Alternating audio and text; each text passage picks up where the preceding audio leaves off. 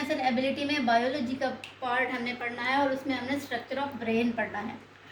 Structure of brain हमने पढ़ना है। अब ब्रेन क्या है? ये सेंट्रल नर्वस सिस्टम का पार्ट है, part of central nervous system. Central nervous system हमारे पास, इसमें इसके दो पार्ट होते हैं, एक ब्रेन होता है, एक स्पाइनल कॉर्ड होता है। स्पाइनल कॉर्ड को इस लेक्चर में हम नहीं पढ़ेंगे, इसको नेक्स्ट लेक्चर में पढ़ेंगे। अभी वाले लेक्चर में हमने ब्रेन के बारे में पढ़ना है। जो ब्रेन है ये 3 इसके पार्ट होते हैं।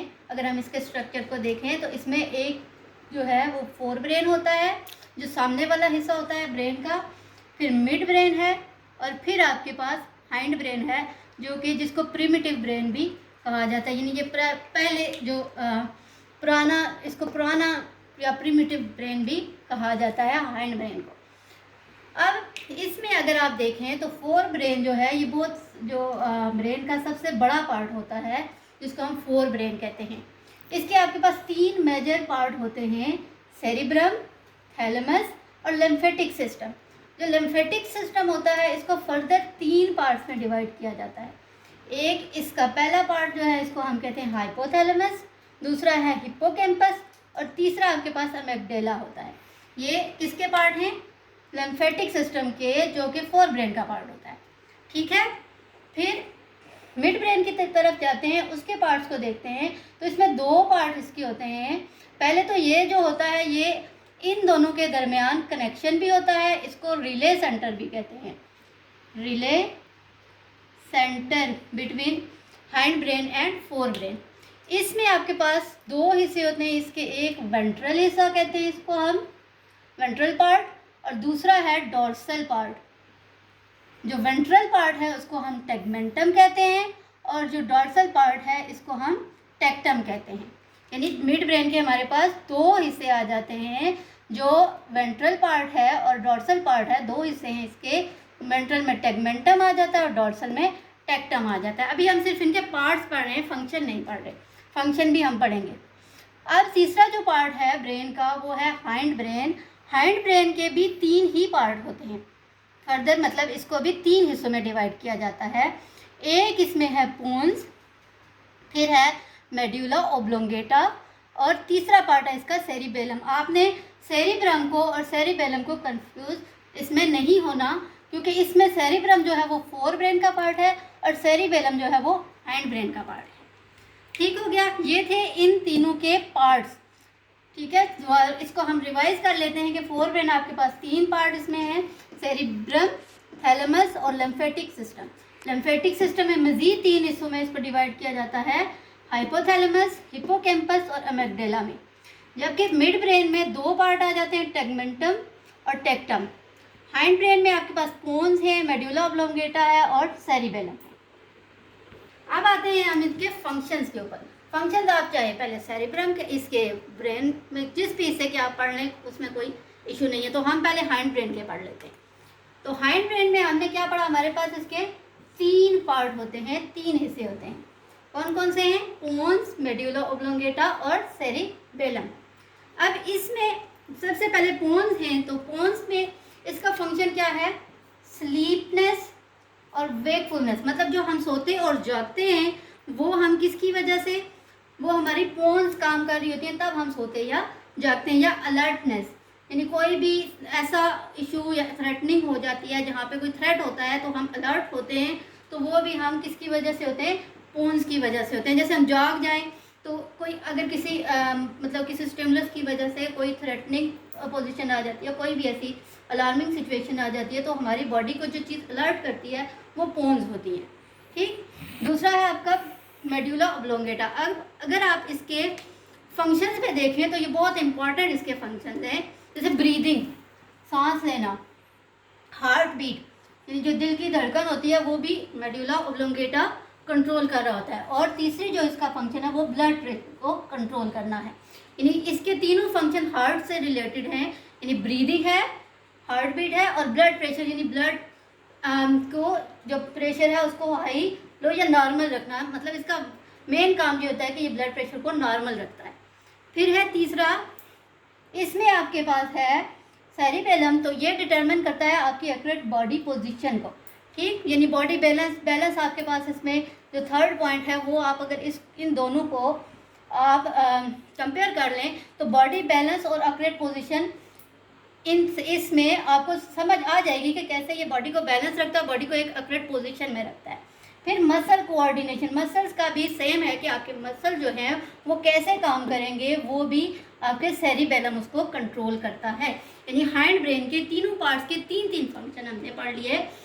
उनका स्लीपनेस, वेकफुलनेस, अलर्ट, यानी अलर्ट सिचुएशन में भी ये काम करता है। मेड्यूला ऑब्लोंगेटा जो है वो ब्रीदिंग, हार्ट बीट और ब्लड प्रेशर को कंट्रोल करता है। और सेरिबेलम जो है वो तीन फंक्शन इसके भी हैं, ये एक्यूरेट बॉडी पोजीशन को, बॉडी बैलेंस को और मसल कोऑर्डिनेशन को डील करता है। फिर आते हैं मिड ब्रेन की तरफ। मिड ब्रेन के दो पार्ट हमने पढ़े थे, जिसमें हमने पढ़ा था कि एक है वेंट्रल पार्ट जिसको हम टेगमेंटम कहते हैं, और एक है डॉर्सल पार्ट जिसको हम टेक्टम कहते हैं। जो वेंट्रल पार्ट है यानी टेगमेंटम है, इसके अंदर बहुत सारी जो है वो साइनेप्टिक नेटवर्क ऑफ न्यूरॉन्स होता है। अब साइनेप्टिक क्या है? वो हिस्सा जहाँ पे दो न्यूरॉन्स आपस में ज्वाइन करते हैं उसको हम साइनेप्सिस कहते हैं। ठीक है, वो रीजन बहुत सारी, मतलब कि यहाँ पे बहुत सारे न्यूरॉन्स के ये वाले पार्ट होंगे। ठीक है, यानी यहाँ पे नेटवर्क होता है कौन सा? Synaptic region of neuron. ठीक है, यानी वो पार्ट जहाँ पे बहुत सारी न्यूरॉन्स आपस में ज्वाइन कर रही होती हैं।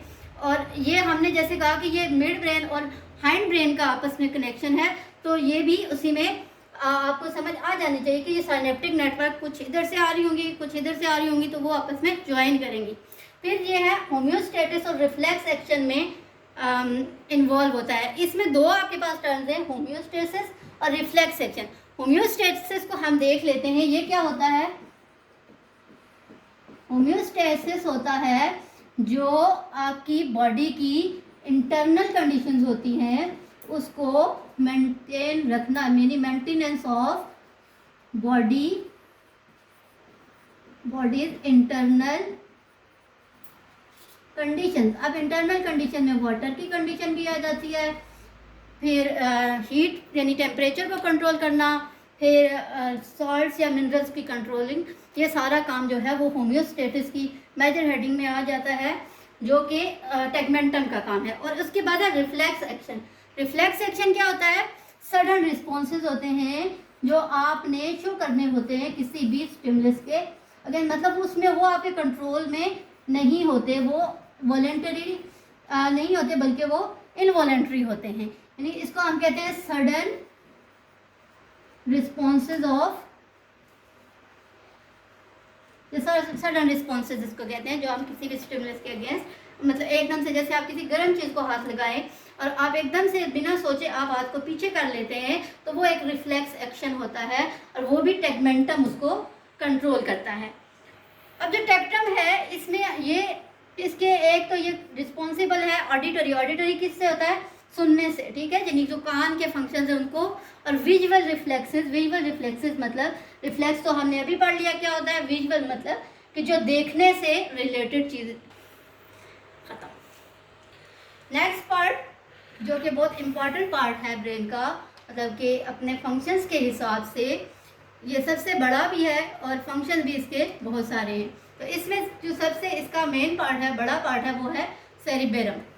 ठीक है, सेरिबेलम और सेरिबेलम में कंफ्यूज अभी भी आपने नहीं होना। आपके पास जो सेरिबेलम है, सेरिबेलम को दो हिस्सों में डिवाइड किया जाता है। कितने हिस्सों में? दो हिस्सों में। इनको हम हेमिस्फेयर्स कहते हैं। हेमी होता है यानी ये आपका एक स्फीयर है, इसको काट दें, दो हिस्सों में डिवाइड कर दें तो ये हेमिस्फेयर बन जाते हैं, लेफ्ट हेमिस्फेयर और राइट हेमिस्फेयर। ठीक है, लेफ्ट हेमिस्फेयर राइट हेमिस्फेयर में एक मज़े की बात ये है कि ये अपोजिट काम करते हैं। यानी जैसे लेफ्ट हेमिस्फेयर है ये आपकी बॉडी की राइट साइड को कंट्रोल कर रहा होता है, और जो राइट हेमिस्फेयर है ये आपकी बॉडी की लेफ्ट साइड को कंट्रोल कर रहा होता है। फंक्शन अगर हम देखें इनके, तो लेफ्ट हेमिस्फेयर को डिजिटल ब्रेन भी कहा जाता है, डिजिटल ब्रेन कहा जाता है। और इसके फंक्शन यानी जो रीडिंग है, रीडिंग में इन्वॉल्व होता है, writing, sequencing, logic, mathematics skill. अच्छा, इसमें हम फंक्शन पढ़ रहे थे सेरिब्रम के कि इसमें आपके पास 6 फंक्शन इसके हमने यहाँ पे लेफ्ट हेमिस्फेयर के लिखे हुए हैं, जो रीडिंग है, राइटिंग है, सीक्वेंसिंग है, लॉजिक, मैथमेटिकल स्किल्स और बैलेंस मेंटेनिंग, ये लेफ्ट हेमिस्फीयर्स के फंक्शंस हैं। इसको डिजिटल ब्रेन भी कहा जाता है। अगर राइट हेमिस्फीयर की बात करें तो इसको एनालॉग ब्रेन कहा जाता है और इसके फंक्शंस हैं क्रिएटिविटी, इमेजिनेशन, आर्ट्स और डे ड्रीमिंग। मतलब कि इसके भी इसमें ज़्यादातर जो लेफ्ट हेमिस्फीयर है इसमें रीजनिंग वाले जो स्किल्स हैं वो यहाँ से कंट्रोल होती हैं और बाकी जो क्रिएटिविटी, इमेजिनेशन या आर्ट्स से रिलेटेड जो भी स्किल्स हैं वो एनालॉग ब्रेन यानी राइट हेमिस्फीयर कंट्रोल करती है। इन दोनों को जो जोड़ा जाता है, इन दोनों के दरमियान में जो कनेक्शन होता है दोनों सेरिब्रम की स्फीयर्स के दरमियान, उसको हम वो एक मटेरियल होता है जिसको हम कहते हैं कॉर्पस कैलोसम, उससे ये दोनों जो हेमिस्फीयर्स हैं वो आपस में जुड़ी होती हैं। अब इसी सेरिब्रल का एक और पार्ट है जिसको हम कहते हैं सेरिब्रल कॉर्टेक्स। ठीक है, ये भी खासा बड़ा पार्ट है इसका। इसके जो मेन फंक्शंस 3 हमने यहाँ पे लिखे हुए हैं, मेमोरी से रिलेटेड, और इसको कंट्रोल सेंटर भी कहा जाता है, और सेंसेशन यानी सेंसेस से रिलेटेड ये सारे काम करता है। इसकी आगे आपके पास 4 मेजर लोब्स हैं जो हमने पढ़नी है। एक इसकी लोब है फ्रंटल लोब, दूसरी है आपके पास पैराइटल लोब, तीसरी है आपके पास ऑक्सीपिटल लोब,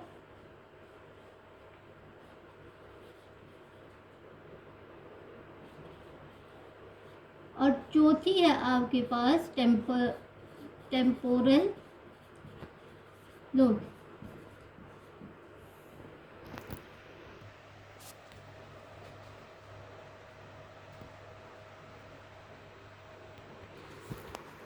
अच्छा, 4 मेजर लोब्स थी सेरेब्रल कॉर्टेक्स की, frontal, parietal, occipital and temporal. इनके फंक्शंस को ज़रा देखें तो सबसे पहले फ्रंटल लोब है। इसके जो फंक्शंस हैं ये speech, behaviour and personality, emotions, body movement, intelligence and self awareness में ये आपको मतलब इससे रिलेटेड जितने भी फंक्शंस हैं जो हमारी बॉडी परफॉर्म करती है वो यहाँ से कंट्रोल हो रहे होते हैं।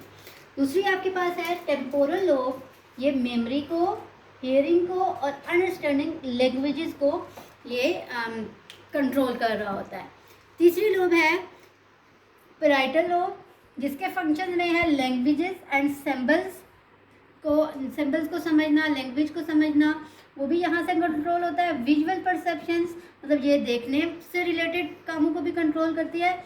उसके अलावा जितने भी हमारे सेंसेस हैं, फॉर एग्जांपल जैसे प्रेशर जो स्किन से रिलेटेड है वो वहाँ यहाँ से कंट्रोल हो रहे थे। प्रेशर है, टच है या पेन है, वो भी यहाँ से उसकी भी जो कंट्रोलिंग होती है वो इस सेंटर से हो रही होती है।